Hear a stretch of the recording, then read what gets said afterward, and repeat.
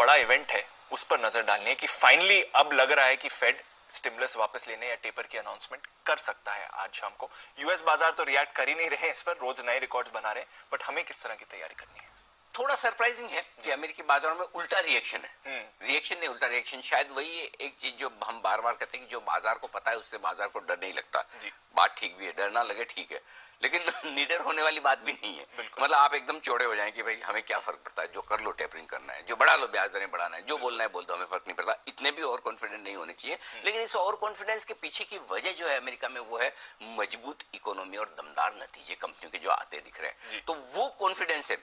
आप देखिए सिंपल बात है दीप, एक हफ्ते पहले 18,600 के निफ्टी पर स्टॉक्स में अलग भाव थे, एक हफ्ते बाद 600 पॉइंट आप नीचे है, तो क्या कंपनियों की कमाई उस तरह से गिर गई है क्या?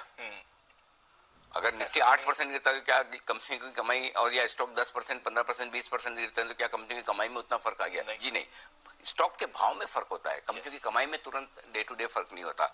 तो वही चीज है, तो जो कंपनी की कमाई है आने वाली है वो अमेरिकी बाजारों को कॉन्फिडेंस दे रही है, और अमेरिकी बाजार कहीं कहीं इस चीज को मानकर चल रहे हैं। और जो आमतौर पर देखा गया है, जिस पर हमने बात भी की थी पिछली बार की, जब भी टेपरिंग शुरू होती भी है, जब भी अमेरिकी बाजारों में जो राहत पैकेज दिया हुआ है, जो लिक्विडिटी दी हुई है, उसे वो अगर कम करते हैं, खत्म करते हैं और खत्म करने का सिलसिला शुरू करते हैं, तब भी बाजार 9 से 12 महीने तक मजबूत रहते हैं, क्योंकि वो इकोनॉमिक एक्टिविटी इतनी मजबूत होती है कि वो बाजारों को गिरने नहीं देती।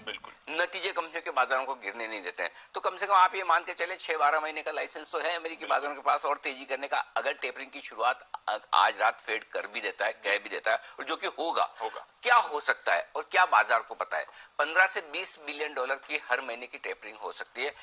अब वो चाहे इस महीने से हो या जनवरी से हो, एक आध 2 महीने से, वही देखने वाली बात है, लेकिन उतनी बाजार को पता है और वो पचा चुका है। पहली चीज। दूसरी चीज ये है कि ब्याज दरों में बढ़ोतरी के पहले फेड शायद ये कहेगा कि थोड़ा और इंतजार करेंगे, महंगाई के आंकड़े लगातार ऊपर बने रहेंगे, तब हम देखेंगे। इकोनॉमी के आउटलुक को लेकर और कोविड को लेकर शायद उनकी कमेंट्री पॉजिटिव आती हुई दिखे। ये सारे संकेत आपको दिख रहे हैं अमेरिकी बाजारों से, और लेकिन इन्हीं संकेतों के बीच में अमेरिकी बाजार जो मजबूत हो रहे हैं वो इसी बात को लेकर हो रहे हैं कि कंपनियों की कमाई भी अच्छी है, इकोनॉमिक रिकवरी भी अच्छी है। तो टेपरिंग को लेकर कमोबेश हमें पता है। अब ये अलग बात है कि सेम चीज हो सकती है buy on rumour sell on news, तो यानी कि फेड की मीटिंग के पहले की खरीदारी और फेड के मीटिंग के बाद की प्रॉफिट बुकिंग, इससे आप इनकार नहीं कर सकते। और इसलिए भी नहीं कर सकते हैं, उससे लगातार पहले पिछले 10 ट्रेडिंग सेशन अमेरिकी बाजारों के बेहद मजबूत रहे। तो हमें ग्लोबल मार्केट से क्या देखना है, एक ही सेंटेंस में, वो है अलर्टनेस, सावधानी और सतर्कता। सोमवार को सुबह जब हम फिर से लौटेंगे, एक मिनट, फेड की मीटिंग का कल इंपैक्ट आ जाएगा, आज रात को आएगा, हाँ, तो हम कल ही काफी हद तक कल ही डिस्काउंट कर लेंगे। अब तो उतना दिक्कत वाली बात नहीं कि लंबे वीकेंड वाली, तो कल हम मूरत ट्रेडिंग सेशन तक हमें पता चल जाएगा फेड क्या कह रहा है।